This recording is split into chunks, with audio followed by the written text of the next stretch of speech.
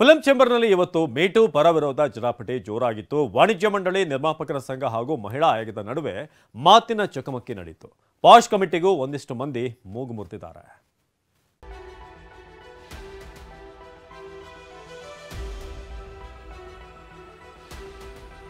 ಒಬ್ಬೊಬ್ಬರದ್ದು ಒಂದೊಂದು ರೀತಿ ಅಭಿಪ್ರಾಯ, ಒಂದೊಂದು ರೀತಿ ಹೇಳಿಕೆ. ಚಿತ್ರರಂಗದಲ್ಲಿ ಕಿರುಕುಳದಂತಹ ಸಮಸ್ಯೆ ಬಗೆಹರಿಸಲು ಫಿಲಂ ಚೇಂಬರ್ನಲ್ಲಿ ಕರೆದಿದ್ದ ಸಭೆ ಒಂದು ಕ್ಷಣ ಗೊಂದಲದ ಗೂಡಂತಾಗಿದ್ದು ಸತ್ಯ.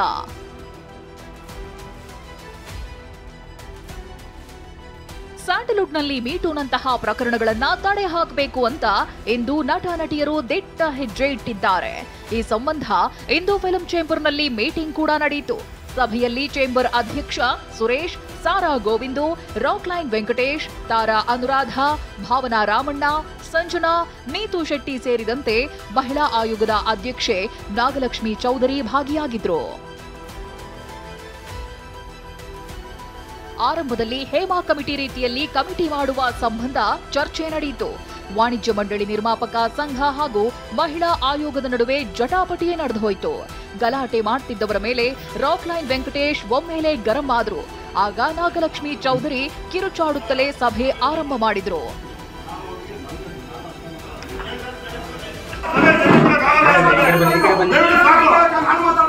ಸಭೆ ಬಳಿಕ ಮಾತನಾಡಿದ ಸಾರಾ ಗೋವಿಂದು, ರಾಕ್ಲೈನ್ ವೆಂಕಟೇಶ್ ಹೇಮಾ ಮಾದರಿ ರೀತಿಯಲ್ಲಿ ಕಮಿಟಿ ಮಾಡೋದೇ ಬೇಡ ಅಂತ ವಿರೋಧ ವ್ಯಕ್ತಪಡಿಸಿದ್ರು. ನಮಗೆ ಕಮಿಟಿ ಅನ್ನೋದೊಂದು ಬೇಡ, ಯಾಕೆಂತಂದ್ರೆ ಈಗಲೇ ಸೊರಗೋಗಿದೆ, ಕನ್ನಡ ಇಂಡಸ್ಟ್ರಿ ಸೊರಗೋಗಿದೆ, ಉದ್ಧಾರ ಆಗ್ತಾ ಇದೆ. ಅದರ ಬಗ್ಗೆ ಆಲೋಚನೆ ಮಾಡೋಣ.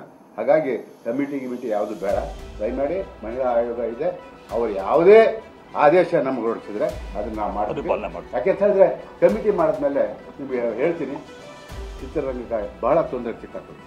ಹಾಗಾಗಿ ದಯಮಾಡಿ ನಮಗೆ ಆ ಕಮಿಟಿ ಬೇಡ.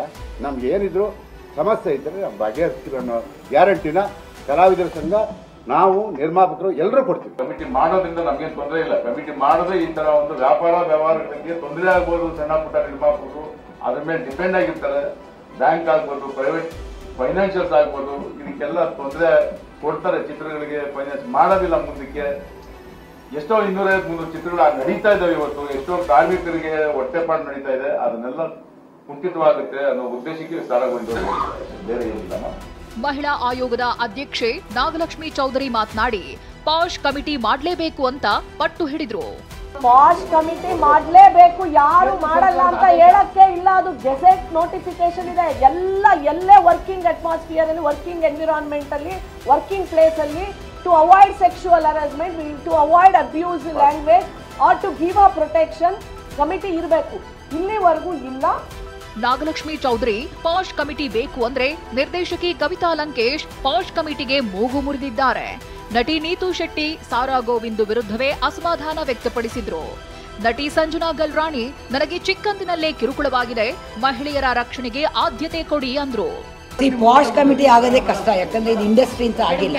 ಅದಾದ್ಮೇಲೆ ಅಫ್ಕೋರ್ಸ್ ನಾನು ಮೊನ್ನೆ ನಾಗಲಕ್ಷ್ಮಿ ಮೇಡಮ್ನ ಹೋಗಿ ಮೀಟ್ ಮಾಡಿದ್ದೆ. ಸೊ ಅಲ್ಲಿ ಮೀಟ್ ಮಾಡಿ ಹೇಳಿದೆ ಏನೇನು ಸಮಸ್ಯೆ ಇದೆ ಅಥವಾ ಏನೇನು ಥರ ದಬ್ಬಾಳಿಕೆ ಬರ್ಬೋದು ಅಂತ. ಅವರು ಇವತ್ತು ನೋಡ್ಬಿಟ್ರು, ನಮಗೆ ಮಾತಾಡೋಕ್ಕೆ ಚಾನ್ಸ್ ಕೊಟ್ಟಿಲ್ಲ ಇಲ್ಲಿ. ಯಾಕಂದ್ರೆ ಎಲ್ಲರೂ ಅವರು ಪ್ರಾಬ್ಲಮ್ಮೇ ಇಲ್ಲ ಮಹಿಳೆಯರಿಗಿಲ್ಲಿ. 90 ವರ್ಷದಿಂದ ನಾವು ಇಂಡಸ್ಟ್ರಿ ನಡೆಸ್ತಾ ಇದೀವಿ, ಯಾವತ್ತೂ ಪ್ರಾಬ್ಲಮ್ ಇಲ್ಲ.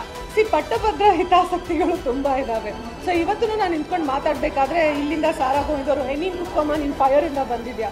ನಾನು ಫೈರ್ ಇಂದಾನೇ ಬಂದಿದ್ದೀನಿ, ನಾನು ಎಲ್ಲಿಂದಾದ್ರೂ ಬಂದಿದ್ದೀನಿ, ನಾನು ನಿಜಾನೇ ತಾನೇ ಹೇಳ್ತಾ ಇರೋದು. ನನಗೆ ವಾಯ್ಸೇ ಕೊಡ್ತಾ ಇಲ್ಲ ಅಂತಂದ್ರೆ ಹೀಗೆ ತಾನೇ ಅವ್ರು ಮಾಡೋದು ಯಾವಾಗಲೂ. ಸೊ ನಮ್ಗೆ ಹೇಗೆ ನಂಬಿಕೆ ಬರುತ್ತೆ ದಟ್ ನಾವು ಬಂದ್ರೂ ಇಲ್ಲಿ ಸೇಫ್ ಆಗಿ ಇವ್ರು ಕೇಳಿಸ್ಕೊಂತಾರೆ, ಇದೆಲ್ಲ ಏನಿಲ್ಲ. ಗಂಡಸರು ಹೇಳ್ತಾ ಇದ್ದಾರೆ ಇದೆಲ್ಲ ಏನೂ ಇಲ್ಲ ಅಂತ.